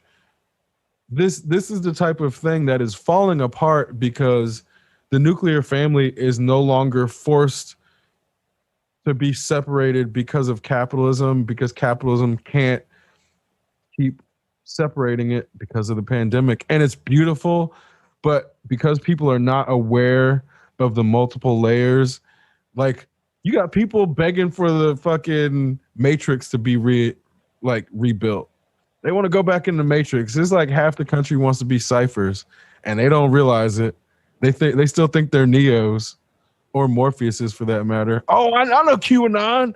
I'm Morpheus. I'm liberating people's minds. Like, nah, motherfucker, you're Cypher. You want to go right back into that dumb believing in the Illuminati bullshit. It's the same people that want to plug themselves right back, that have read the fucking propaganda. They've read the Matrix's fucking distractions, and they want to plug themselves back in. They want the fake steak. Exactly. They want the fake steak. Because their taste buds are fried. All they've eaten is McDonald's their whole lives, and they don't know what real steak tastes like. They think they're eating but they got there's a show on Amazon called Upload, where people who die, they get uploaded into a virtual heaven where they can live forever. And at the beginning of the show, they're all on like taste. They've got software that gives them the ability to taste sweet stuff, but that's kind of it. Everything's just kind of sugary and like a candy bar, I think, or pancakes. And then finally, at one point, they get an update, and they're allowed to actually taste things. But before that, at one point, this one guy, David Choke, is eating a steak like made out of the last black rhino that they had to kill so they could profile the flavor. But he couldn't even taste it at that point. And that's the Matrix. We don't know if it's real or not. But he did it anyway, and that's humanity. Yeah. Oh, I can't even taste this, but I'm going to kill the last fucking black rhino because I want to taste what the steak is like. And that's like the craziest shit to me, where you have these people who are constantly like not understand satiating a desire for the sake of longevity and will kill all the fucking animals, eat all the steak, and wonder where all the animals went, when you had the natives understanding like you don't eat steak every fucking day. You eat it enough to have your belly full throughout the winter season and to not be cold, but you leave enough of the fucking animals so then when spring comes, they can mate. You don't eat all the fucking animals and kill them off. That's where there's no dodo birds left, because the dodo bird was killed off too quickly for their meat or whatever, and dumbass humans. Their eggs. Yeah. Their eggs one egg could feed several families. Instead of letting them keep populating, dumbass humans just kept eating them into extinction because they can't fucking help themselves. This is back to that discipline. If you don't recognize when you have eaten all of your own food and you're about to starve because you didn't ration your food, your lack of discipline killed you. And these are the same people who think that they're technologically advanced because they can make a computer, but are destroying the fucking planet because they're strip mining it too much. Yeah. Same people. But because they don't understand longevity, they think that a computer's speed and capacity to process quickly usurps the computer's longevity. They're the Pac-Libs. They're strong because they have technology. They've got power. They're sophisticated. They've got an iPhone. or an Android phone. They've got a smartphone. That makes them smart. We are strong. That's still one of my favorite TNG episodes. When Geordi fixes their ship and they try to kidnap him. And then he fabricates some bullshit by venting some gas and freaking him out. Fucking Packlets. Well, that's kind of how I feel with, like, you know, it feels like these people stole gunpowder and guns from the Chinese people and then just bastardized the shit out of them. And we're like, oh, we got guns now. We'll subjugate everybody because that's the best way. And because other people were focused on different things, but had to resist the guns in order to survive, then the guns dominated. And that became the focus of everything because this one specific group of people want to subjugate people based on the gun. Not that they're the only ones, but that's their thing. That's their thing specifically, where it's like, you know, maybe the Chinese will want to subjugate people, but they'll do it through economics before they'll do it through the gun. And that's why you need to understand their economic history if you want to exist as a nation that doesn't get subjugated by them through economics. But again, that also is a historical, you know, it's not to say that the Chinese nation will never go to war or that, like, they obviously have, but it's a matter of the reason they've lasted for thousands of years is because they don't use that as their first option, and it's damn near always their last option. And that's kind of where the West is the exact opposite for the most part. And it's only in Europe that has suffered the most from being in the middle of the war, like France and Germany, that really got the lessons. Like Britain still seems to not have quite gotten the lessons. Like they pretend it, but they still do imperialist shit. France still does super imperialist shit, but it's within their own borders for the most part. Well, that's not necessarily even true. Like Northern Africa, right? France is still really involved in Northern Africa. And that's where I'm like, that's not even true. Like they're still super imperialist. So it becomes this thing where, again, they'll talk a very enlightened talk, but then they're still doing imperialist shit in some cases. But is Chinese imperialism business, or is it like... That's the philosophical question, right? Yeah. Are they just conducting business, and is the... Because they're footing a lot of bills, you know, building hospitals, building infrastructure, building ports, building like power generation facilities. But they're and granted, and then at that point, it's up to the local government to pay them back because they're the ones who are taking the loan or agreeing to the terms. Yeah, but it becomes one of those things where it's like when you have state-sponsored loan sharking, is it possible for any individual organization or non-governmental entity that does not have as much capital to then overcome that? And does it become an insurmountable and thus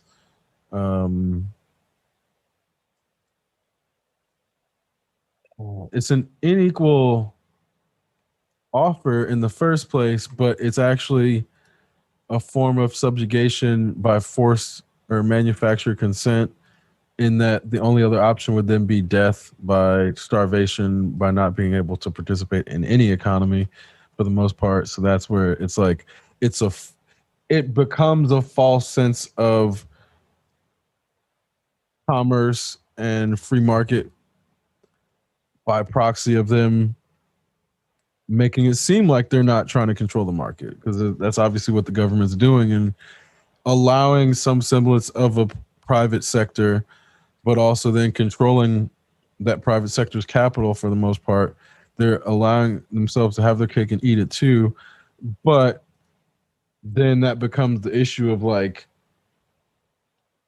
obviously state-sponsored capitalism is going to be more viable long-term than capitalism where individuals have to vie for themselves, obviously. So that's the philosophical battle between and existential battle between Chinese capitalism and American slash Western capitalism.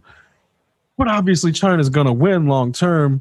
So then how does it, like, how do we as Western people and you as somebody who's born in the West, obviously having connections in China, reconcile that, like, without then becoming labeled as traitors, but it's just because we're aware of history and understand math.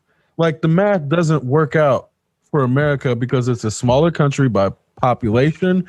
The long-term capital is smaller because of the debts.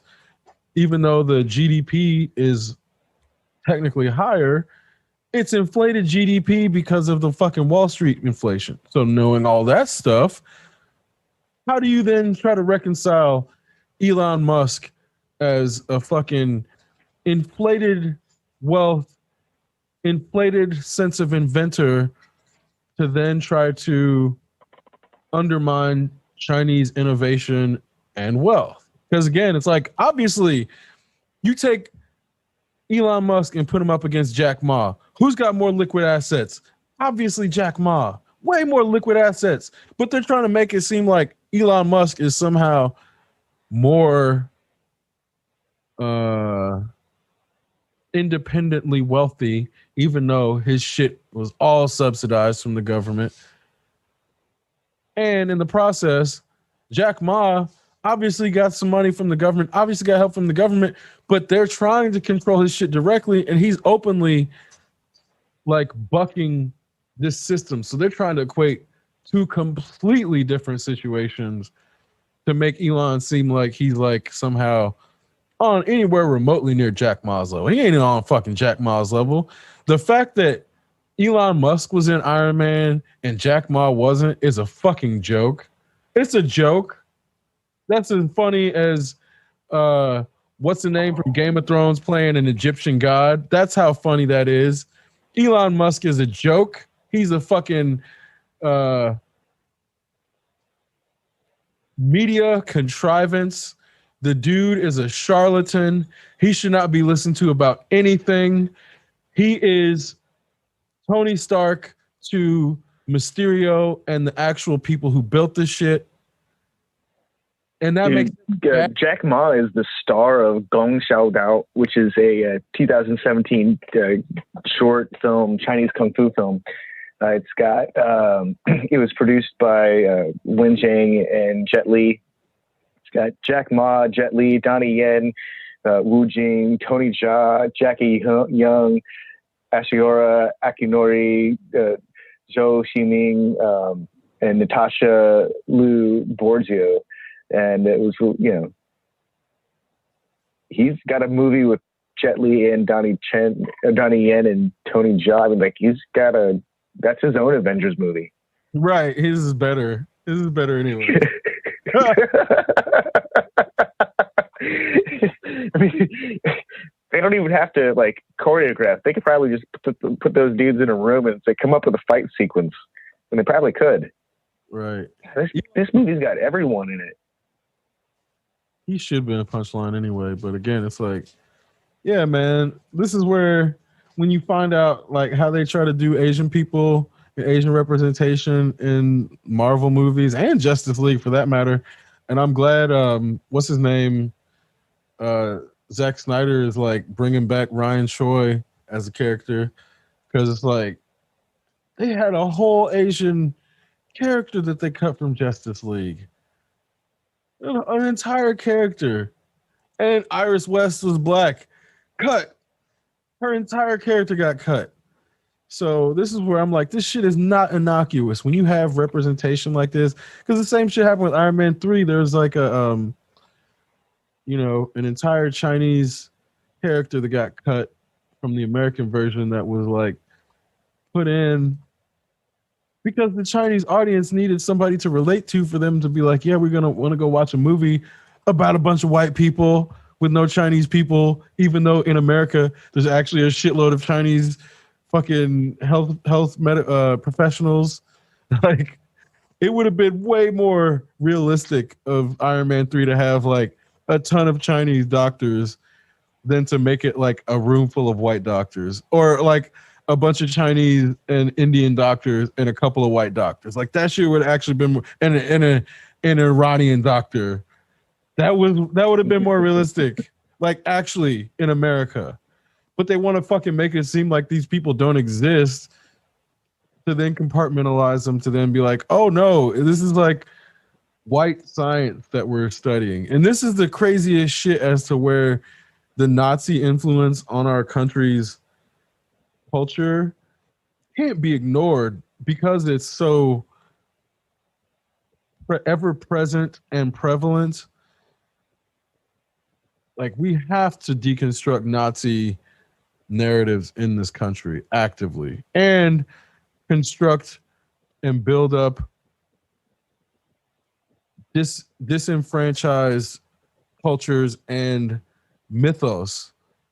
Because it's like, there's a reason like Mulan is more well known than like any other Chinese like woman in history, because that's all they want Americans to know about. They want that shit to be so distant in the past, as if there's been no prolific Chinese woman since her.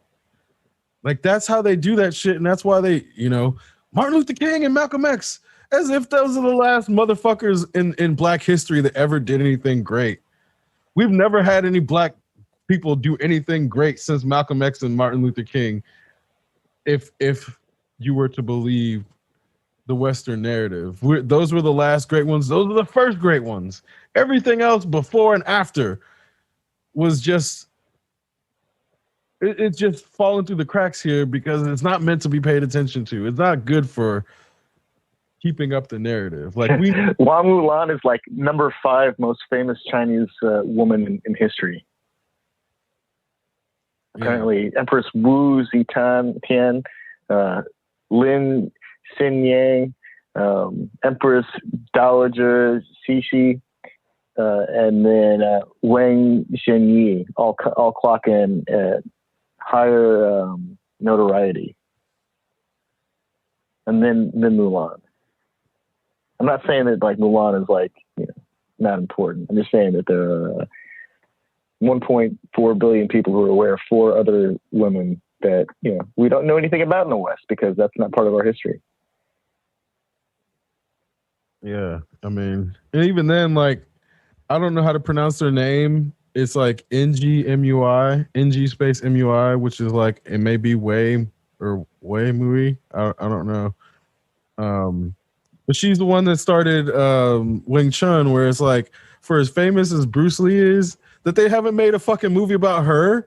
She was a Buddhist nun that started in a Shaolin temple, that started a fucking martial art that became the foundation of Bruce Lee's martial arts. How do we not have a movie, at least one movie about her, let alone not a whole fucking series? This woman sounds badass by any fucking standards. By any standards, let alone during the Qing dynasty.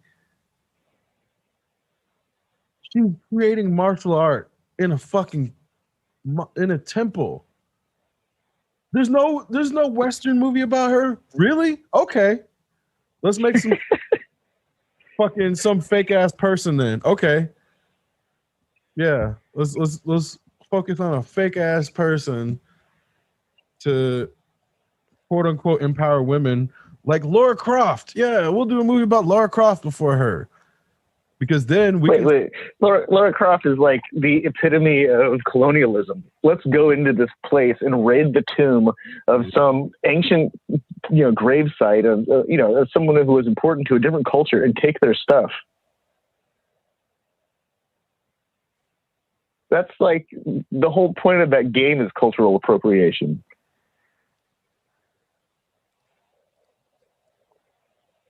Well, yeah, I guess Michelle Yeoh made a movie about her. Um, must have been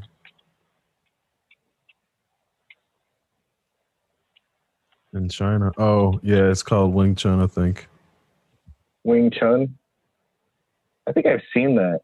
It doesn't even seem like she's the star, like the focus of the film. It says it's starring Michelle Yeoh and Donnie Yen. I think I have seen this too now that I think about it, because it's not even about her.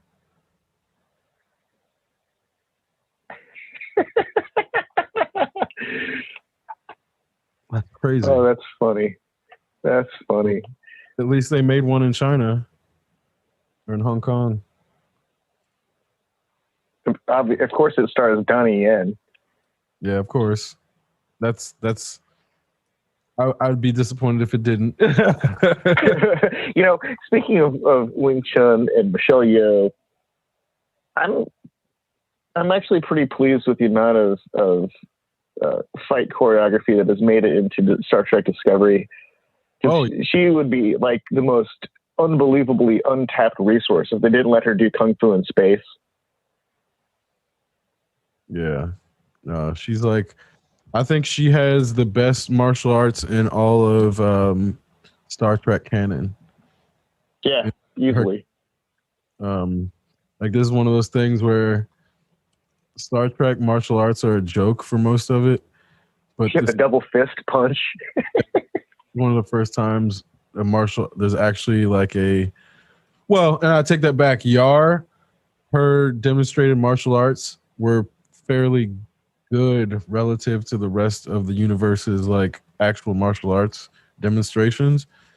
But it's like, yeah, Tasha Yar and Giorgio are basically and Michael Burnham by proxy.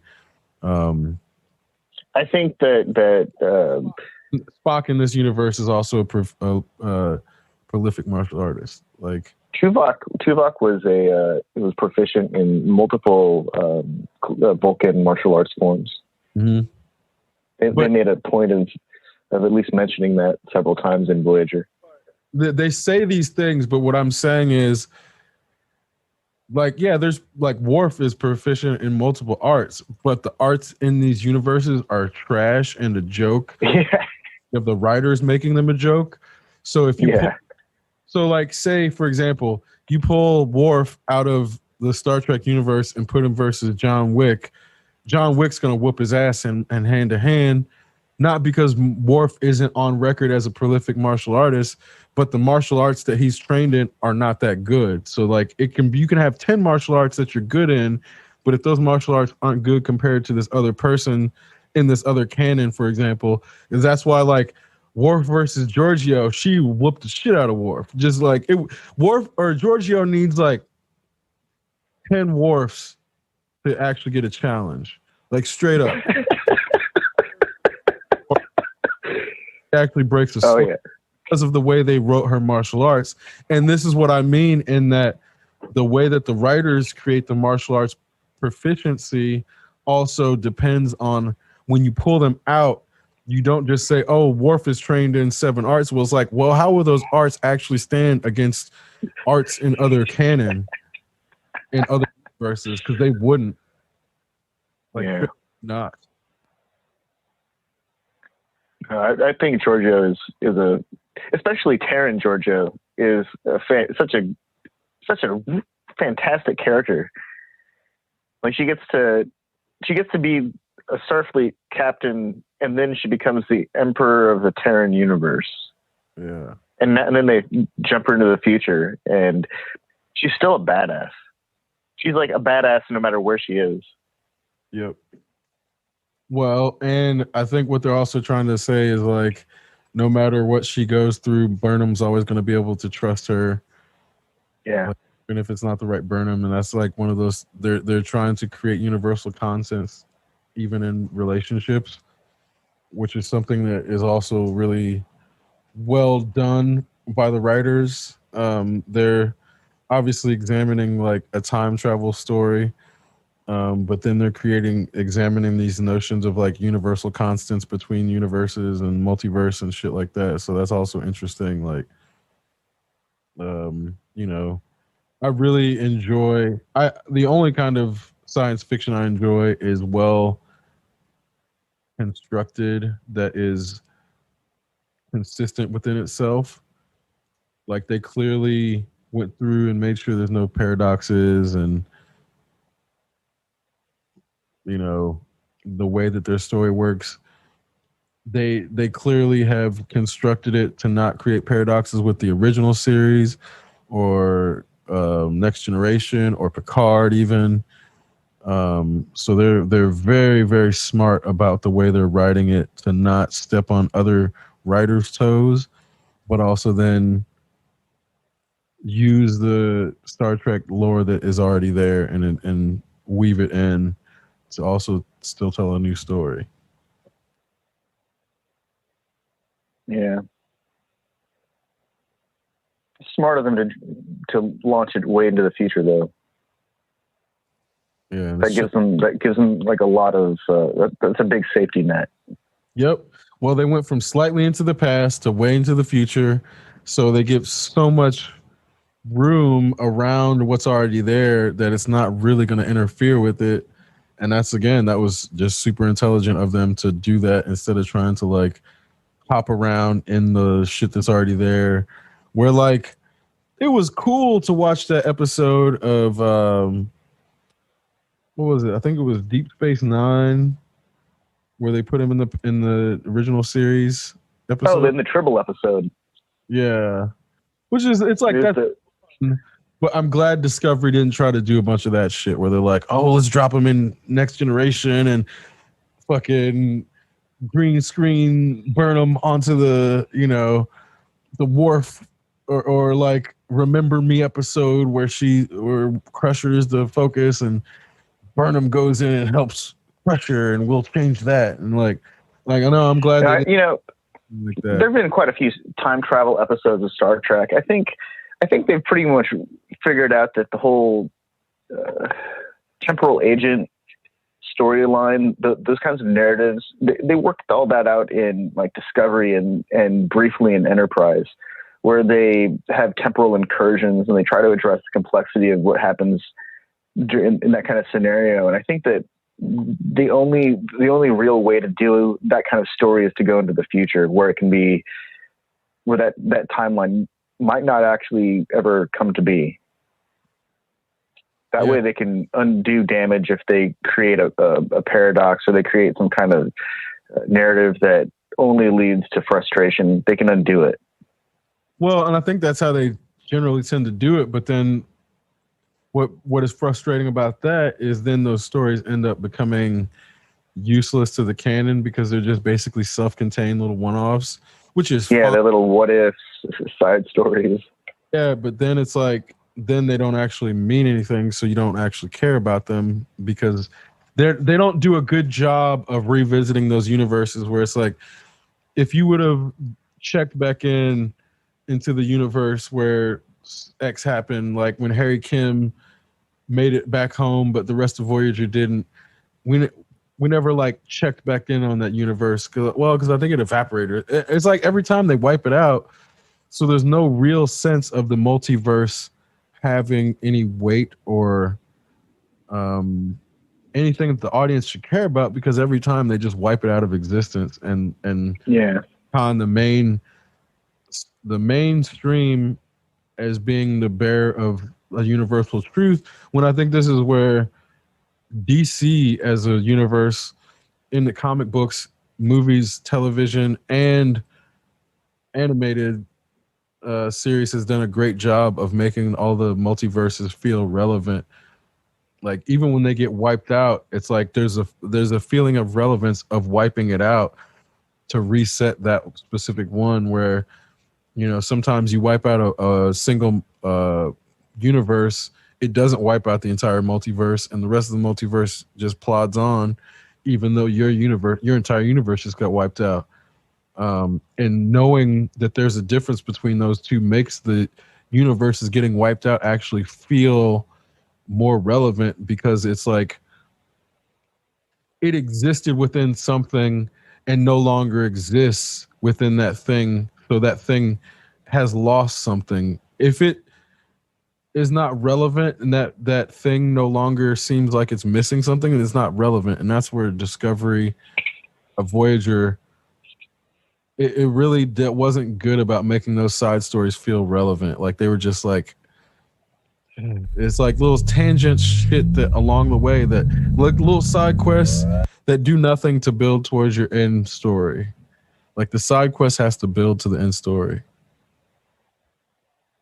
Otherwise, it's not relevant.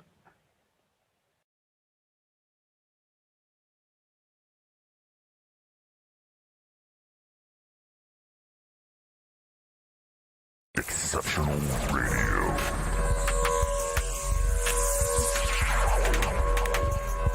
Exceptional Randos show is produced live in Sunroom Studios Base Capsule and in partnership with KLST 103.5, RadioCallisti.org.